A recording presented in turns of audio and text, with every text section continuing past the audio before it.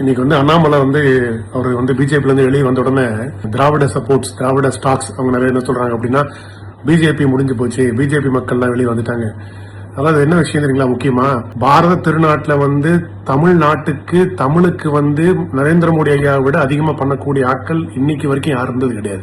அது வந்து காசி தமிழ் சங்கமா இருக்கட்டும், செங்கோல் கொண்டு போய் பார்லிமெண்ட்ல நிறுவனதா இருக்கட்டும், திருவள்ளுவர் சிலையை வந்து கங்கை கரை கொண்டு போனதா இருக்கட்டும், தமிழர் பண்பாட்டை வந்து தன்னை வந்து தமிழ்நாட்டுக்கு வரும்போதெல்லாம் வந்து அவரோட உடையில, நடையில, பாவனைகள்ல, பேச்சுவார்த்தைகள்ல, அவர் பேசக்கூடிய வந்து பிரச்சார மேடைகள்ல தமிழை பத்தின பயன்பாடோ, இல்ல யூஎன்ல பேசினதோ, இல்ல உலக சபையில பேசினதோ, இது எங்கேயுமே வந்து தமிழரின் பெருமையை மோடிஜி அளவுக்கு பேசுற தலைவர்களே யாருமே இருந்தது கிடையாது. அதனால தேசத்தை பொறுத்த வரைக்கும் இன்றைக்கும் பாஜக தான்.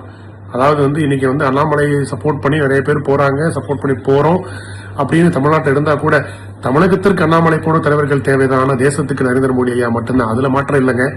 என்றுமே வந்து பாஜக தொண்டன் தான். தமிழரா இருந்தா கூட வந்து தேசத்துக்கு நரேந்திர மோடி ஐயா தான்.